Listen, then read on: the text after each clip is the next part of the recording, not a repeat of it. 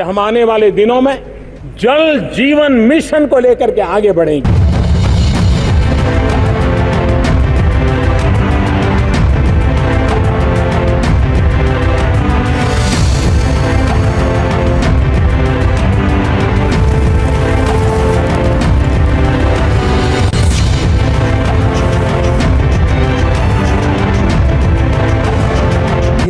ஒன்றாம் நூற்றாண்டில் மிகப்பெரிய போர் அது நடக்கணும் அப்படின்னா அது தண்ணீருக்காக நடக்கும் அப்படின்னு சொல்லி பல ஆண்டுகளுக்கு முன்னாடியே நிபுணர்கள் கணிச்சிருக்காங்க. அதாவது 3வது வேர்ல்டு வார் தண்ணீருக்காக நடக்கிறதுக்கான வாய்ப்புகள் அதிகம் அப்படின்னு சொல்லிட்டு. ஏன்னா அந்தளவுக்கு ஒரு பெரிய ட்ரிங்கிங் வாட்டர் கிரைசிஸ் நோக்கி நம்ம போயிட்டுருக்கோம். உலகம் முக்கவாசி கடலால் சூழ்ந்திருக்கு, தண்ணீர் இருக்குது. ஆனால் தண்ணீர் பஞ்சம் ஒரு பெரிய பிரச்சனையாக ஃப்யூச்சரில் வெடிக்கும் அப்படிங்கிற அளவுக்கு தான் தெரியுது. அந்த விஷயத்துலேருந்து எப்படி இந்தியா தப்பிக்க போகுது, அதுக்கான திட்டங்கள் என்ன வச்சுருக்காங்க அப்படின்னு பார்த்தோன்னா, 2019 வாக்கில் இந்தியாவில் சுமார் 18 கோடி வீடுகள் இருந்திருக்கு. அப்போது குடிநீருக்கான டேப் இருந்த வீடுகள் அப்படின்னு பார்த்தோன்னா ஒரு ரொம்ப கம்மி சதவீதம், 16.7% வீடுகள். அதாவது ஒரு 3,20,00,000 வீடுகளில் தான் குடிநீருக்கான அந்த டேப் வச்சுருந்துருக்காங்க. இது ரொம்ப கம்மி இந்திய பாப்புலேஷன், இந்திய வீடுகளுடைய எண்ணிக்கை பொறுத்த வரைக்கும். இதே நிலைமை நீடிச்சுது அப்படின்னா ஒரு பெரிய கிரைசிஸ் நோக்கி தான் நம்ம போவோம் அப்படிங்கிற மாதிரி ஒரு விஷயம் இருக்குது. இந்தியாவில் மக்கள் தொகை அதிகம், ஆனால் ஃப்ரெஷ் வாட்டருக்கான சோர்ஸுமே ரொம்ப கம்மி. 4% தான் ஃப்ரெஷ் வாட்டர் சோர்ஸே நம்மக்கிட்ட இருக்குது. இதுக்கான பிளான் மத்திய அரசு அப்போது ஒரு முக்கியமான முடிவு எடுக்கிறாங்க. 2019 பிஜேபி கவர்மெண்ட்டு வந்ததுக்கு அப்புறம் அது என்ன அப்படிங்கிறத டீட்டெயிலாக இந்த வீடியோவில் நம்ம பார்ப்போம். வணக்கம், நான் உங்கள் வாண்டரிங் மாங்க் சத்யா. 2019 சென்னையில் இருந்தவங்களுக்கு நல்லா ஞாபகம் இருக்கும். டே 0 அப்படின்னு சொல்லி ஒரு விஷயம் நடந்தது. அதாவது சுத்தமாக தண்ணீருக்கான அந்த நீர்நிலைகள் வத்திடுச்சு. புழல் ஏரியா இருந்தாலும் சரி, செம்பரம்பாக்கம் ஏரியா இருந்தாலும் சரி, ரெடில்ஸ் ஏரியா இருந்தாலும் சரி, எல்லாமே வத்திடுச்சு. குடிநீருக்கான ஆதாரம் நீருக்கான ஆதாரமே சுத்தமாக இல்லாத ஒரு சூழ்நிலை இருந்துகிட்டு இருந்தது. கிரவுண்ட் வாட்டர் சோர்ஸுமே ரொம்ப கம்மியாயிடுச்சு அந்த டைமில். அப்போது டேங்கர் லாரிஸை நம்பி தான் சென்னை மக்கள் வாழ வேண்டிய சூழ்நிலை.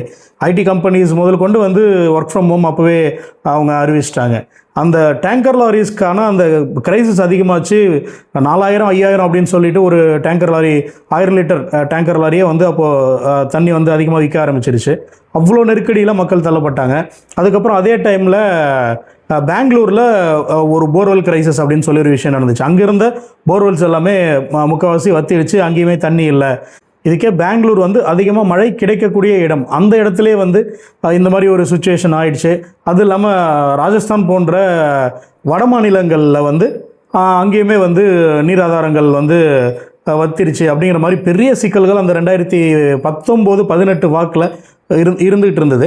அப்போது 2019 சென்ட்ரல் கவர்மெண்ட் என்ன ஒரு முடிவுக்கு வராங்கன்னா, இந்த விஷயங்கள் ஃப்யூச்சரில் இன்னும் பெருசாக பாதிப்பு ஏற்படுத்தும் அப்படிங்கிறதுல ஏதோ ஒரு ப்ராஜெக்ட் பண்ணி தான் ஆகணும் இந்த கிரைசிஸை சமாளிக்கிறதுக்கு அப்படிங்கிற மாதிரி இதை மனசில் வச்சு 2019 ஆகஸ்ட் 15 சுதந்திர தினத்து அன்னைக்கு பிரதமர் மோடி ஒரு திட்டத்தை அறிவிக்கிறாரு.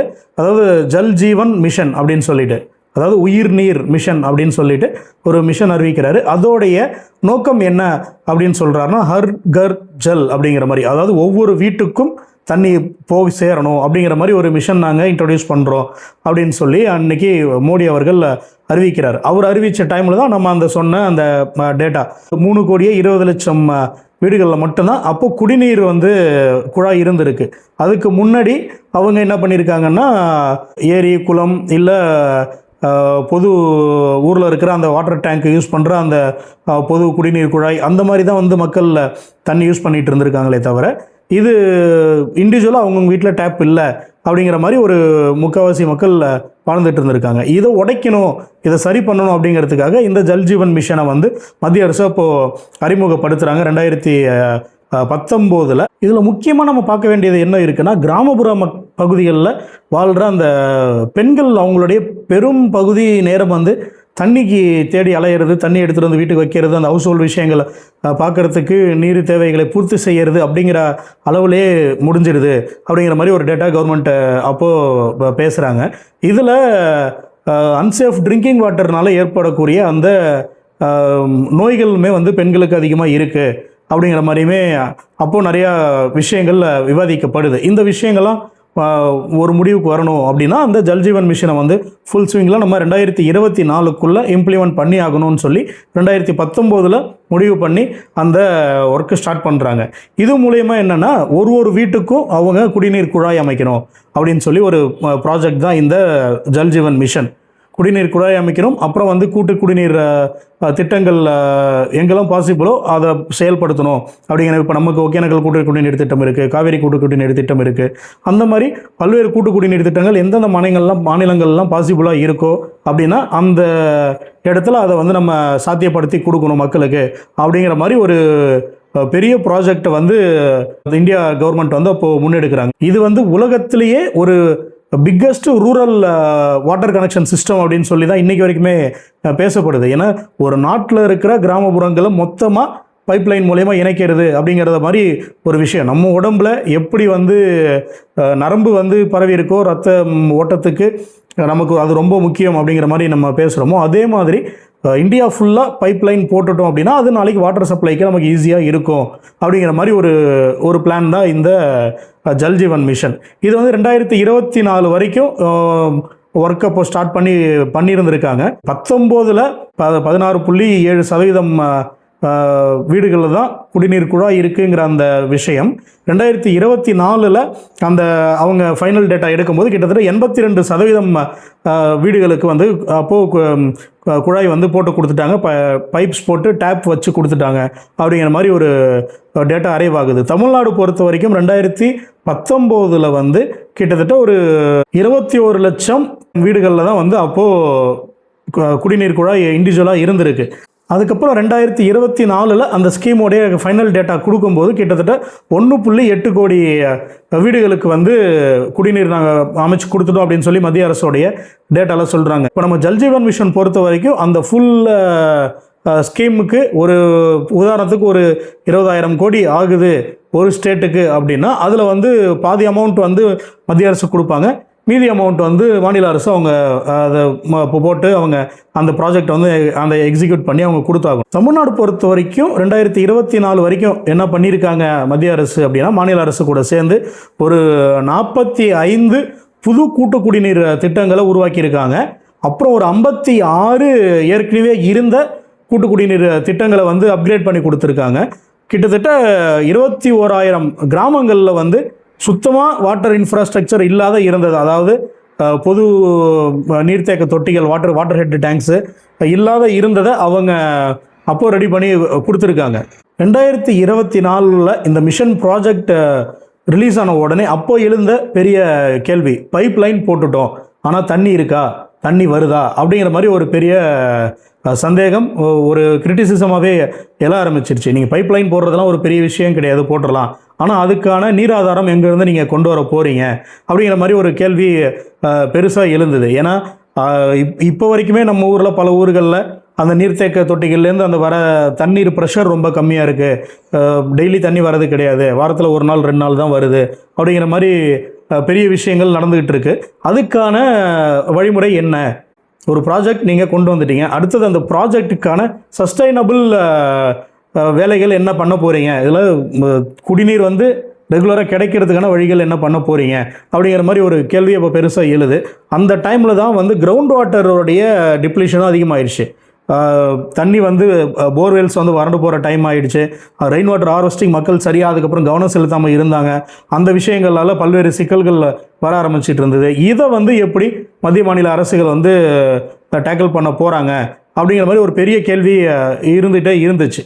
அதனால் 2026 ஜல்ஜீவன் மிஷன் 2.0 அப்படின்னு சொல்லிட்டு ஒரு ப்ராஜெக்ட்டுக்கு மத்திய அமைச்சரவை ஒப்புதல் தராங்க. அதாவது ஜல்ஜீவன் மிஷனுடைய ஃபஸ்ட்டு இனிஷியேட்டிவ் பைப்லைன் போடுறது. அதுக்கப்புறம் இந்த மிஷன் 2.0 முக்கிய சாராம்சம் அப்படின்னு பார்த்தோம் அப்படின்னா, பைப்லைன் போட்டாச்சு, அதுக்கான சஸ்டைனபிள் வாட்டர் சப்ளை கொடுக்கறதுக்கு என்னென்ன வழிமுறைகளோ அதை ஃபுல்லாக நம்ம பார்த்தாகணும். அப்புறம் கிரவுண்ட் வாட்டர் இம்ப்ரூவ் பண்ணுறதுக்கு, கிரவுண்ட் வாட்டர் லெவல் இம்ப்ரூவ் பண்ணுறதுக்கு என்ன வழி அப்படிங்கிறத பார்க்கணும். ரெயின் வாட்டர் ஹார்வெஸ்டிங்கை வந்து ஃபுல் ஸ்விங்கில் நேஷனல் ஃபுல்லாக வந்து கொண்டு போய் சேர்க்கறதுக்கான என்ன வழிமுறைகள் அப்படிங்கிறத பார்க்கணும். வாட்டர் குவாலிட்டி வந்து மானிட்டர் பண்ணணும் அப்படிங்கிற மாதிரி ஒரு விஷயத்தை இதில் வைக்கிறாங்க. தண்ணீர் வந்து அன்சேஃப் ட்ரிங்கிங் வாட்டராக இருந்துச்சுன்னா அதுவுமே மக்களுக்கு கெடுதலாக இருக்கும் அப்படிங்கிறதால அந்த விஷயமே அதில் கொண்டு வராங்க. அப்புறம் வில்லேஜ் லெவல் மெயின்டெனன்ஸு பண்ணணுங்கிற மாதிரி, அதாவது இப்போ ஊராட்சி வந்து அந்த ஜல்ஜீவன் மிஷனுக்கான அந்த ரிப்போர்ட்டை அவங்க ரெகுலராக வந்து மாநில அரசுகளுக்கு அனுப்பணும், மாநில அரசு அது மத்திய அரசுக்கு கொடுக்கணும் அப்படிங்கிற மாதிரி வில்லேஜ் லெவல் மானிட்டரிங் சிஸ்டம் அதிலே கொண்டு வராங்க. இதில் முக்கியமான விஷயம் அவங்க சொல்கிறது என்னன்னு பார்த்தோன்னா, அந்த கிரே வாட்டர் யூசேஜ் அப்படின்னு சொல்கிறோம். கிரே வாட்டர்னால் நம்ம வீட்டில் வந்து பாத்திரம் கழுவுற தண்ணி, குளிக்கிற தண்ணி, அந்த விஷயங்கள்லாம் வேஸ்ட்டாக தான் வந்து நம்ம வந்து சும்மா தெருவில் விட்டுட்டு இருக்கோம். இல்லை சிட்டிஸ் பொறுத்த வரைக்கும் அதை செப்டி டேங்கில் கனெக்ட் பண்ணிடுறாங்க, இல்லை வாட்டர் ட்ரைனேஜில் கனெக்ட் பண்ணிடுறாங்க. கிராமப்புறங்களில் அந்த கிரே வாட்டரை வந்து எப்படி வாட்டர் சோர்ஸாக கன்வெர்ட் பண்ண முடியும் அப்படிங்கிற மாதிரி ஒரு பெரிய ப்ராஜெக்டே வந்து இந்த ஜல்ஜீவன் 2.0 வந்து அவங்க கொண்டு வந்திருக்காங்க. அதாவது கிராமப்புறங்களில் இந்த குளிக்கிற தண்ணி, பாத்திரம் தேய்க்கிற தண்ணியை வேஸ்ட் பண்ணாமல் அதே வந்து ரெயின் வாட்டர் ஹார்வெஸ்ட் மாதிரி ஒரு சிஸ்டம் பண்ணி அந்த தண்ணியை வந்து கிரவுண்ட் வாட்டர் இம்ப்ரூவ் பண்ணுறதுக்கான ஒரு சோர்ஸாக யூஸ் பண்ண முடியும் அப்படிங்கிற மாதிரி அதை இப்போ மத்திய அரசு அதையும் ஒரு ப்ராஜெக்டாக இப்போ கொண்டு போகிறாங்க. இந்த ஜல்ஜீவன் மிஷன் 2.0 பட்ஜெட் பார்த்தோம் அப்படின்னா 8.69 லட்சம் கோடி அப்படின்னு சொல்லி மத்திய அரசு சொல்கிறாங்க. இது வந்து நமக்கு இந்தியாவில் ஆண்டுக்கு மிலிட்ரியோடைய பட்ஜெட்டே வந்து கிட்டத்தட்ட 6 லட்சம் கோடி தான். இது டிஃபென்ஸ் பட்ஜெட்டை விட நமக்கு அதிகமான ஒரு பட்ஜெட் வந்து இந்த குடிநீருக்கான விஷயங்களை சரி செய்யணும்னு சொல்லி மத்திய அரசு முன்னெடுத்து கொண்டு போகிறாங்க. இது வந்து இப்போ 2006லேருந்து 28 வரைக்கும் அந்த ப்ராஜெக்ட் எக்ஸ்டெண்ட் பண்ணியிருக்காங்க. அதாவது 19லேருந்து 24க்குள்ளே அதை முடிக்கணும்னு சொல்லி பிளான் பண்ணாங்க. அதில் ஒரு சில விஷயங்கள் நடந்ததால் சரி செய்ய முடியலை, வாட்டர் தண்ணி கொண்டு போகிறதுக்கான வழிமுறைகள் இல்லைங்கிறதால அதை இப்போ 2026லேருந்து ஒரு 28க்குள்ளே இந்த ப்ராஜெக்ட் வந்து இந்தியா ஃபுல்லாக 100% அதை கம்ப்ளீட் பண்ணி முடிக்கணும் அப்படிங்கிற மாதிரி சொல்கிறாங்க. இப்போ இந்த 8.69 லட்சம் கோடி அப்படிங்கிறது மத்திய அரசுடைய பட்ஜெட்டு. இதில் வந்து பாதி வந்து மாநில அரசுகள் அவங்க போட்டு அவங்களுடைய ஸ்டேட்ஸ்க்கான அந்த ப்ராஜெக்ட் செஞ்சு முடிக்கிற மாதிரி இருக்கும். வாட்டர் கிரைசிஸ் பற்றி பேசும்போது தமிழ்நாடு வந்து நம்ம ஒதுக்கி விட்டு நம்ம பேசிடவே முடியாது. ஏன்னா வேகமாக நகரமயமாக்கல் அடிபட்டு இருக்கிற ஒரு மாநிலம் நம்ம ஊர். நம்ம 2019 அந்த சென்னை கிரைசிஸ் பற்றி நம்ம ஏற்கனவே பேசணும். தண்ணியே கிடைக்கல. அதாவது திண்டிவனம், காஞ்சிபுரம், செங்கல்பட்டு இந்த இடங்கள்லேருந்து போர் வச்சுருக்கிறவங்க தண்ணி கொண்டு வந்து சென்னையில் வந்து விற்றுக்கிட்டு இருந்தாங்க. அவ்வளோ பெரிய கிரைசிஸில் இப்போ 2019 இருந்துகிட்டு இருந்தாங்க. கிரவுண்ட் வாட்டர் வந்து டிப்ளிஷன் ஆகிடுச்சு, போர்வெல்ஸ் வந்து வறண்டுடுச்சு, ஏரிகள் குடிநீர் ஆதாரமாக இருக்க பெரிய ஏரிகள் வறண்டுடுச்சு. இவ்வளோ சிக்கலில் மக்கள் மாட்டிகிட்டு இருக்கும்போது இது அப்போது டேங்கர் லாரி ரேட்டுமே ஏறிடுச்சுங்கும்போது சாதாரண மக்களால் அதை அஃபோர்ட் பண்ண முடியல. அவ்வளோ கஷ்டம் சென்னையில் இருந்தவங்க அப்போது சந்தித்தாங்க. அது பெரிய ஒரு வாழ்வாதாரத்துக்கான ஒரு பெரிய போராட்டமாகவே அப்போ அமைஞ்சிருச்சு. அந்த விஷயங்களை சரி செய்யறதுக்கு இப்போ ஸ்டேட் கவர்மெண்ட் சென்ட்ரல் கவர்மெண்ட் கூட சேர்ந்து ஒர்க் பண்ணிகிட்டு இருக்காங்க. தமிழ்நாடு பொறுத்த வரைக்கும் 2019 27 லட்சம் வீடுகளாக இருந்த அந்த இண்டிவிஜுவல் டேப் ஃபெசிலிட்டியை 2024 கிட்டத்தட்ட 1.8 கோடியா 80 கோடியாக அதை கொண்டு வந்து அதை நிறுத்திட்டாங்க. இப்போ அடுத்தது இந்த ஜல்ஜீவன் மிஷன் 2.0 தமிழ்நாடு அரசு என்ன பண்ண போகிறாங்க அப்படிங்கிறத நம்ம பார்ப்போம். ஜல்ஜீவன் மிஷன் 2.0 பொறுத்த வரைக்கும் தமிழ்நாட்டுக்கு ஆகக்கூடிய செலவு இன்னும் அந்த 100% கம்ப்ளீஷன் நெருங்கி போகணும் அப்படின்னு ஆகக்கூடிய செலவு கிட்டத்தட்ட ஒரு 8000 கோடி கிட்ட வரும் அப்படிங்கிற மாதிரி மத்திய அரசு சொல்லியிருக்காங்க. அதுக்கு தமிழ்நாட்டுடைய ஷேர் அப்படின்னு பார்த்தோன்னா ஒரு 4000 கோடி கிட்ட வரும். அந்த 4000 கோடி ஷேரில் மத்திய அரசு இப்போ என்ன பண்ணியிருக்காங்கன்னா, இப்போ சமீபத்தில் முதலமைச்சர் விஜய் அவர்கள் கூட நடந்த அந்த ஒரு மாநில அரசு மத்திய அரசு ஒரு மீட்டிங்கில் தமிழ்நாடுக்கான அந்த MOU சைன் பண்ணியிருக்காங்க. அதில் கிட்டத்தட்ட 2117 கோடி மாநில அரசுடைய அந்த ஷேரை வந்து இப்போ ரிலீஸ் பண்ணிட்டாங்க. இந்த ப்ராஜெக்டுக்கான ஃபஸ்ட்டு இன்ஸ்டால்மெண்ட் ஃபண்டு இதை வச்சு இப்போது தமிழ்நாடு அரசு அந்த ப்ராஜெக்டை ஸ்டார்ட் பண்ணி ஆகணும். அதில் இப்போ என்ன சொல்லியிருக்காங்கன்னா, பழைய பைப்லைன்ஸ் அதாவது 2019 24 வரைக்கும் போட்டிருக்க அந்த பைப்லைன்ஸை மாடர்னைஸ் பண்ணுறதுக்கு அந்த டெக்னாலஜியை என்ஹான்ஸ் பண்ணுறதுக்கான வழிமுறைகளும் நீங்கள் இந்த 2.0 மிஷனில் பண்ணி ஆகணும் அப்படிங்கிற மாதிரி சொல்கிறாங்க. 100% வந்து வாட்டர் ஸ்கேர்சிட்டி இல்லாமல் தண்ணியை கொண்டு போய் வீடுகளுக்கு சேர்க்குற மாதிரி அந்த மிஷனை சக்ஸஸ்ஃபுல்லாக நீங்கள் கொண்டு போகணும் அப்படிங்கிற மாதிரி இந்த 2.0 மத்திய அரசு வந்து தமிழ்நாடு அரசுக்கு அறிவுறுத்தியிருக்காங்க. 2026 மத்திய அரசு எடுத்திருக்கிற இந்த ஜல்ஜீவன் மிஷன் 2.0 பற்றின ஒரு விஷயம் பெரிய ஒரு பாலிசி ஷிஃப்டாக தான் பார்க்கப்படுது. ஏன்னா 2019 to 24 ஒரு இன்ஃப்ராஸ்ட்ரக்சர் மாடலாக இருந்துச்சு. அதாவது பைப்லைன்ஸ் போடணும், டேப்ஸ் கொடுக்கணும் அப்படிங்கிற மாதிரி ஒரு இன்ஃப்ராஸ்ட்ரக்சர் மாடலாக இருந்ததை வந்து ஒரு சேஃபஸ்ட் டெலிவரி சிஸ்டம் மாடலாக வந்து 2026 மத்திய அரசு அதை அப்கிரேட் பண்ணியிருக்காங்கங்கிறது ஒரு பெரிய விஷயம். உலகத்திலேயே பெரிய குடிநீருக்கான ஒரு ப்ராஜெக்ட் இதுவாக தான் பார்க்கப்படுது. இதில் கவர்மெண்ட் மட்டும் அவங்களுடைய வேலையை செஞ்சிட்டா போதாது, நம்மளுடைய பங்கு என்னங்கிறத நம்ம ரொம்ப யோசிக்க வேண்டியதாக இருக்குது. நம்ம சைட்லையும் நம்ம நிறையா பண்ண வேண்டியது இருக்குது இந்த ப்ராஜெக்ட்காக. அதாவது நம்மளுடைய ஃப்யூச்சருக்காக, இந்த ப்ராஜெக்ட்காக மட்டும் இல்லை, நம்மளுடைய ஃப்யூச்சர், நம்மளுடைய குழந்தைங்களுடைய ஃப்யூச்சர். நமக்கு வந்து ஃப்யூச்சரில் எரிபொருள் வேணும், டெக்னாலஜி வேணும். இது எல்லாத்தையும் விட முக்கியமாக நமக்கு தண்ணி வேணும். தண்ணி இல்லைனா நம்மளால் சர்வே பண்ண முடியாது அப்படிங்கிறது எல்லாத்துக்குமே தெரியும். இதெல்லாம் நம்மளுடைய பொறுப்பு என்ன அப்படிங்கிறத நம்ம யோசித்து பார்க்க வேண்டியதாக இருக்குது. தண்ணியை வந்து ஒரு எக்ஸஸாக இப்போ கிடைக்குது அப்படிங்கிறதுக்காக அதை நம்ம வீணாக்காமல் ஃப்யூச்சருக்கான ஒரு முதலீடாக அதை நம்ம இன்றைக்கி நம்ம கொண்டு போகிறதுக்கான சூழ்நிலைக்கு நம்ம நெருங்கிட்டோம். உலகம் ஃபுல்லாக இந்த பிரச்சனைகள் இருக்குது அப்படிங்கும்போது அது இந்தியாவையும் நம்மளும் சீக்கிரம் கொண்டு வந்து அந்த நிலையில் நிறுத்துறதுக்கான வாய்ப்புகள் ரொம்ப அதிகம். இப்போ சமீபத்தில் சஹாரா பாலைவனத்தில் ஒரு குடிநீர் கிடைக்காம கிட்டத்தட்ட 17 பேர் இறந்துருக்காங்க. அந்த துயரமான சம்பவத்தை இப்போ நம்ம கண் முன்னாடி தான் அதை பார்த்துக்கிட்டு இருக்கோம். நமக்கும் அது வந்து சேர்றதுக்கு ரொம்ப நாள் ஆகாது. அதனால் தண்ணீர் பொறுத்த வரைக்கும் ரொம்ப சிக்கனமாக கவனமாக செலவு பண்ணுவோம். ஃப்யூச்சருக்கான சேமிக்கிறதுக்கான வழி என்னங்கிறத யோசிப்போம். அதுவரை இணைந்திருங்கள். உங்கள் வாண்டரிங் மாங்க் சத்யாவுடன்.